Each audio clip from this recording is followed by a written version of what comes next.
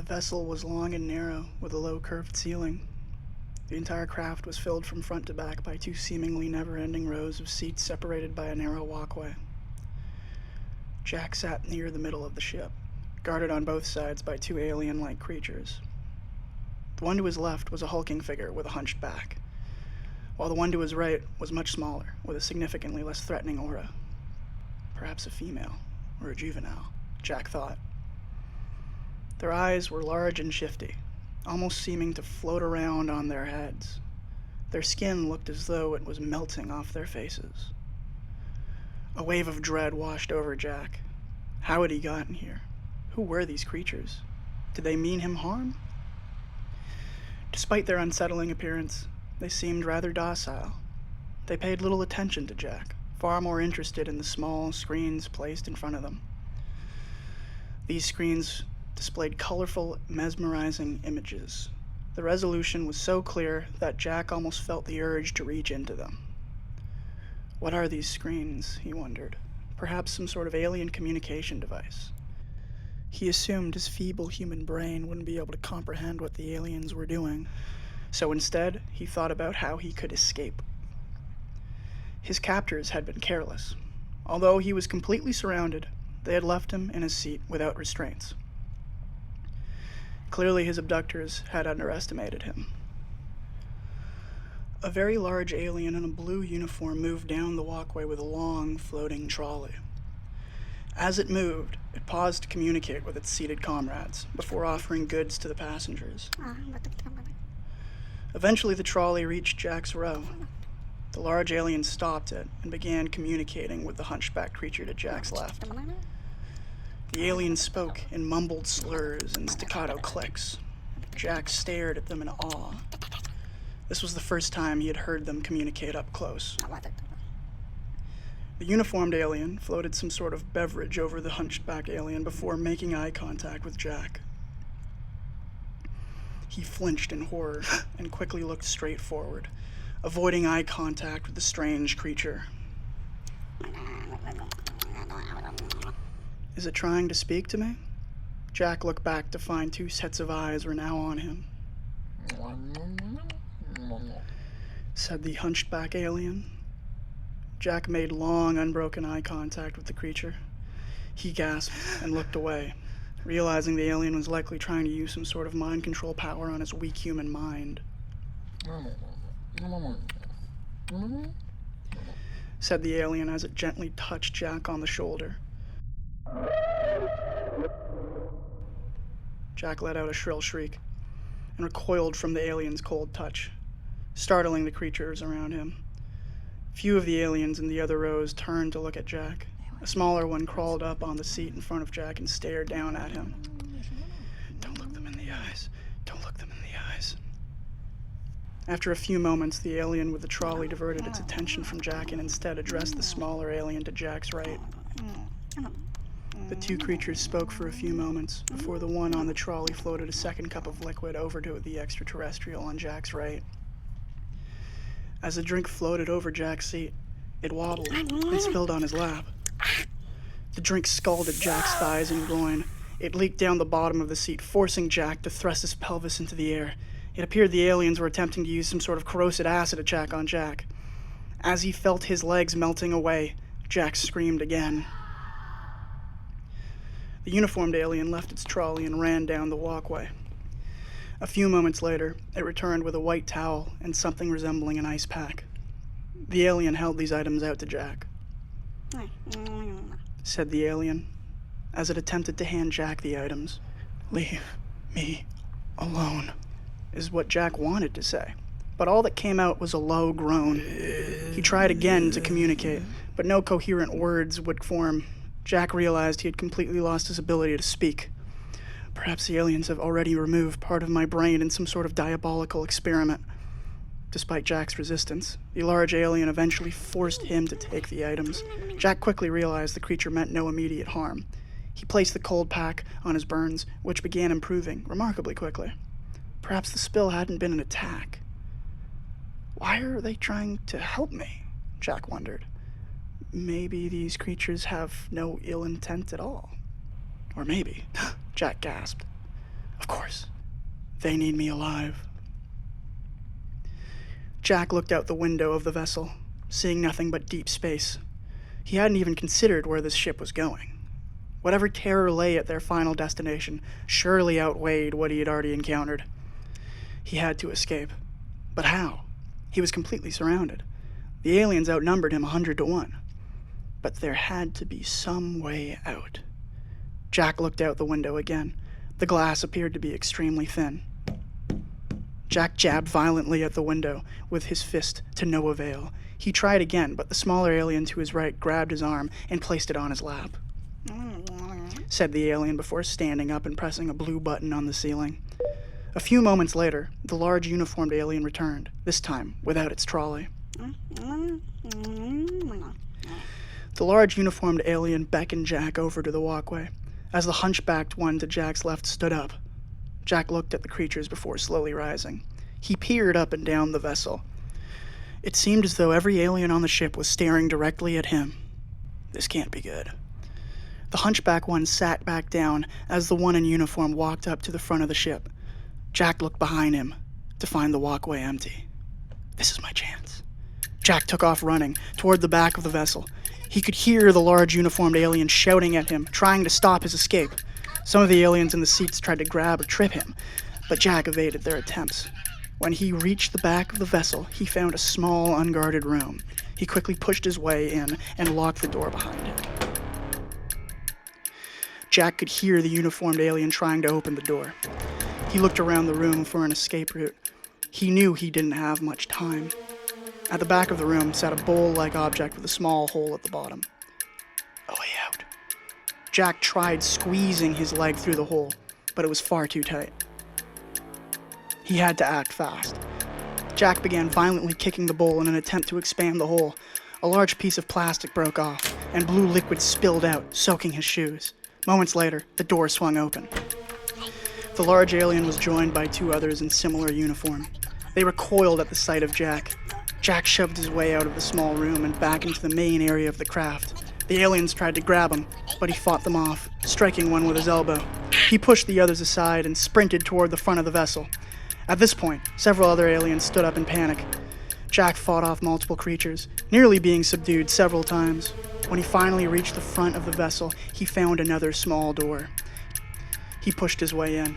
Inside, two uniformed aliens sat looking at a massive window into space, surrounded by hundreds of knobs, buttons, and levers.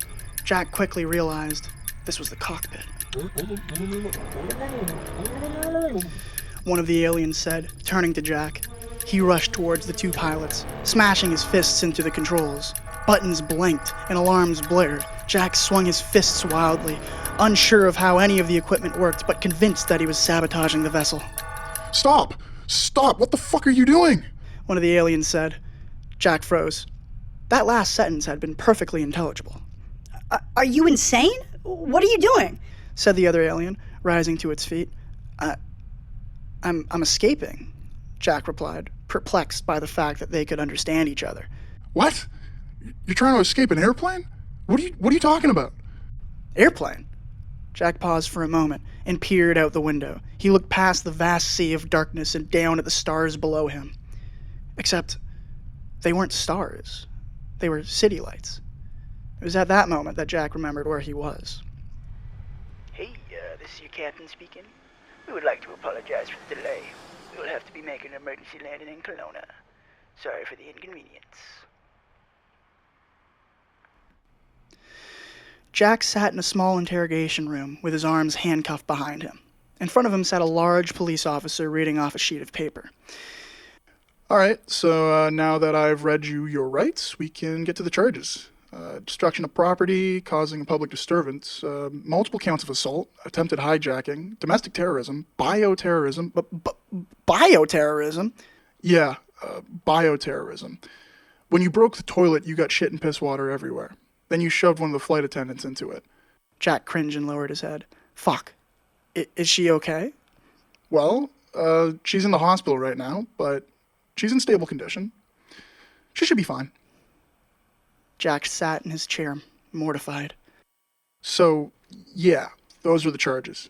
Do you want to speak to a lawyer or something? It sounds pretty bad, I know, but I'm sure it'll work itself out.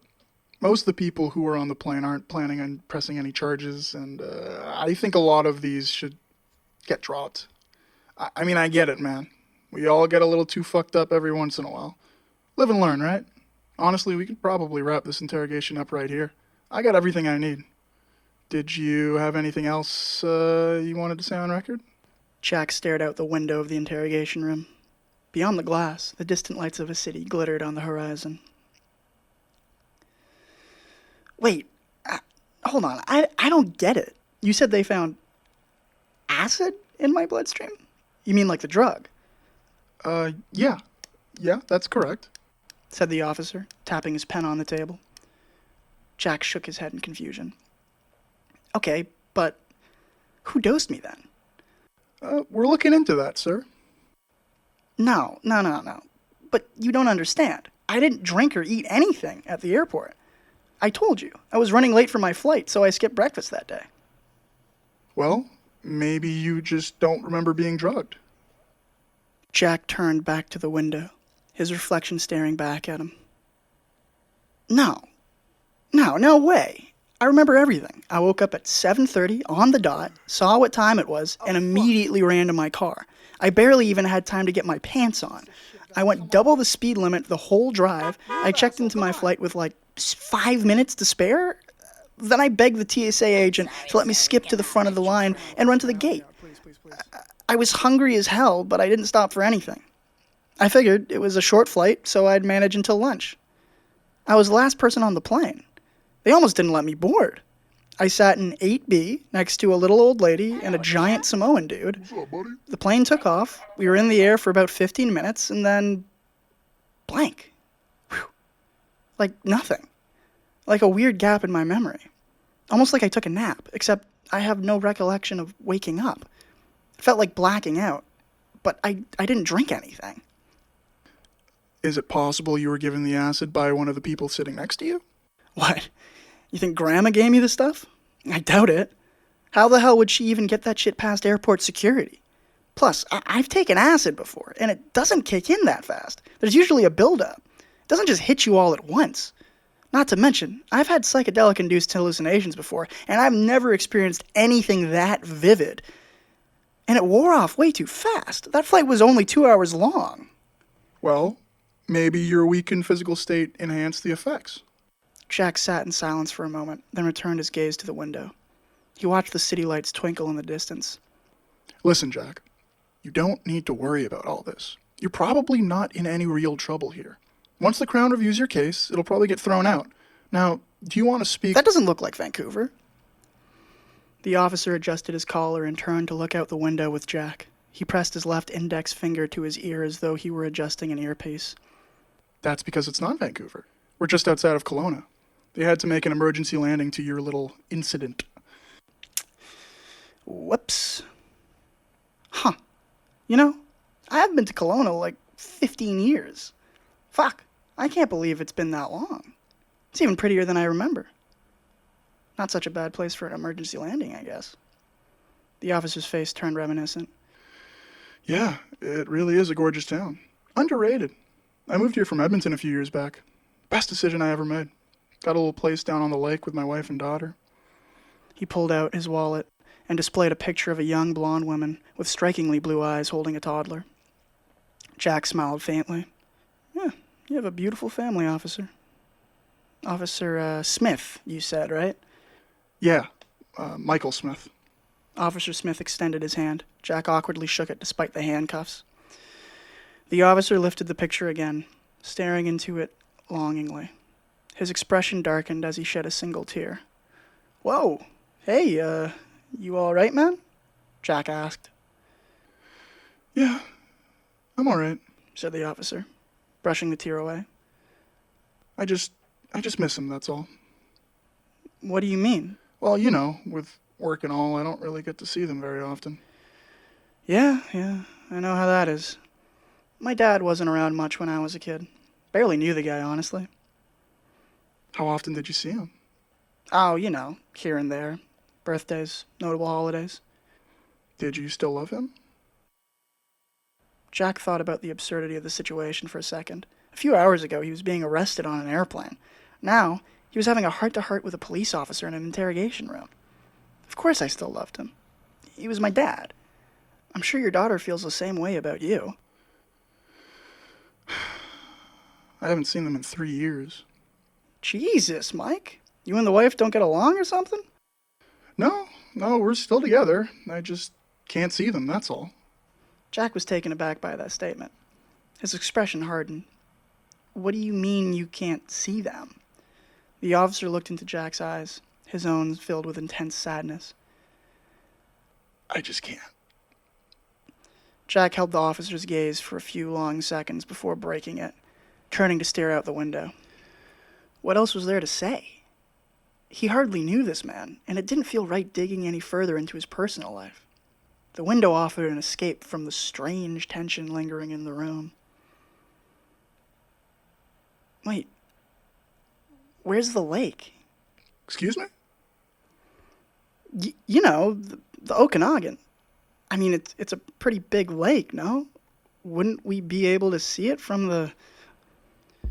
Jack's words trailed off as a troubling thought interrupted him. He slowly turned to face the officer again. What kind of interrogation room has a window? The officer shifted uncomfortably in his chair, readjusting his collar as if it had grown unbearably tight. Jack's eyes narrowed, and then he noticed something. A small blue light blinking faintly beneath the skin on the left side of Officer Smith's neck. What the fuck is that? I think it's time we end our interrogation, Jack. Nah, fuck that. What's that thing under your skin? The officer winced, his hand flying to his neck. Jack tried to stand, but the handcuffs restraining him to the table wouldn't allow it. A wave of panic washed over Jack. What the fuck is going on? The officer lunged across the table, grabbing Jack's head and pulling it close. His breath was hot and rushed as he whispered in Jack's ear. They're listening. Jack recoiled in fear and confusion. Who's listening? What the fuck are you talking about? 3125 Watt Road, Kelowna. Tell Mandy what happened. What the fuck? Who's Mandy? What the hell are you... My wife. My fucking wife. Listen closely. 3125 Watt Road. Tell her I'm alive. They're coming, okay? We don't have much... The door to the interrogation room opened. Oh, God. Jack froze as two tall aliens stepped inside. The same creatures from the plane. Oh, you gotta be fucking kidding me. Fuck, no! He thrashed violently against his restraints, but the handcuffs held firm. Go to the light. Officer Michael shouted, grabbing Jack by the shoulders. They're going to put you back in, okay? It's all a test. The aliens surged forward, grabbing Michael and yanking him away from the table. Michael resisted, kicking one of them and managing to wrestle a weapon from its grasp. The gun hummed ominously as Michael unleashed a volley of wild neon blue laser blasts. The aliens screeched as blue ooze spurted from their wounds, splattering onto the white floor. Holy shit! Holy fucking shit! Okay, this can't be happening. Help! No one's coming to save you, Jack. They need you. They don't need me anymore. They're just using me to get to you. It's a simulation, okay? The only way out is the white light. Go to the white light in the sky. A beam of searing blue light pierced the back of Michael's head, cutting him off mid-sentence. Blood and brain matter splattered across the room as Michael's body crumpled forward, his head slamming against the corner of the table. Behind him stood a towering alien, its weapon still aimed. The alien said in a guttural, clicking voice, speaking into a device on its wrist. It then turned and left the room, the heavy doors slamming shut behind him. Jack barely had time to register the horror of what had just happened. The room began to shift and warp, its walls closing in as the window dissolved into blackness. The cityscape outside crumbled away, leaving only an endless void. No, fuck, no! The vessel was long and narrow, with a low curved ceiling. The entire craft was filled from front to back by two seemingly never-ending rows of seats separated by a narrow walk. The airplane's left engine exploded, sending a deafening roar through the cabin. A massive hole tore open in the fuselage, and in an instant, Jack was sucked out into the night sky. The icy wind whipped at his face as he tumbled through the air. Below him was an infinite black abyss. The simulation was breaking down. The white light, Jack thought, his heart pounding. He turned his gaze upward, far above, piercing the starless void. A brilliant white streak of light shimmered like a beacon. None of this was real. Jack closed his eyes and focused. The wind roaring in his ears faded as he willed himself to stop falling. When he opened his eyes, he was suspended in midair. He soared upwards, accelerating towards the light. Flashes of red and blue went off across the sky as alien voices echoed, panicked and frantic. Jack could feel their control slipping. The simulation was crumbling around him. The light surrounded Jack, blinding and all-consuming. When he opened his eyes, he was no longer falling. He was back on the alien ship. Alarms blared as red lights strobed across the dim corridors. Jack scrambled to his feet. He had to find a way out. Darting between pillars and dark passageways, he evaded the patrolling aliens until he stumbled into a massive chamber. Lining the walls were small entrances, each marked with strange alien symbols. Jack didn't need to understand the language to know what they were. He climbed into one of the escape pods and immediately spotted a large green button on the control panel. Without hesitation, he slammed it. The pod roared to life, launching into the vast darkness of space. A holographic display flickered into view, listing a series of planets with alien names written underneath them. Jack scrolled frantically through the list until he found a planet that was unmistakably familiar. He pressed the screen. Jack stood on the porch of a lakeside house. The golden numbers above the door read 3125. A young girl opened the door. Although she was a few years older, her eyes were the same as in the picture. Jack knelt down. A warm smile spread across his face. "Hey, is your mom here?" Sarah, called a voice from the other room. what did I tell you about opening the door to... Mandy stopped mid-sentence as her eyes landed on the man standing at the door. Hi. "Hey, I'm Jack." Yeah, I know who you are. Saw you on the news. "Come around back. We can talk there." "This is a beautiful view," Jack said as he stared out over the Okanagan. The setting sun cast golden hues across the water. Yeah, it really is. Michael and I got really lucky with this place. Mandy said with a melancholic grin. She leaned against the porch railing, her eyes distant. Jack turned to face her. "I'm really sorry about your husband. He was a great man. If it weren't for him, I'd probably be dead." Mandy smiled. Thanks, Jack. Jack found himself caught in Mandy's stunning gaze. Her bright blue eyes were luminous in the fading light. It was hard for Jack to believe that a person this gorgeous could really even exist. "You know, not to be too forward, but you might have the bluest eyes I've ever seen." Mandy laughed, brushing a strand of blonde hair behind her ear. That's nice of you to say. I used to get teased for them when I was in school. Jack scoffed, shaking his head in disbelief. "Get the fuck out of here. Are you serious?" Yeah, honestly. The other kids used to call me Martian Mandy. They said my eyes made me look like an alien. Wow, dumbass kids. You're a very beautiful woman. You know that? Mandy rolled her blue eyes with a faint smile. Are you trying to come on to me, Jack? No.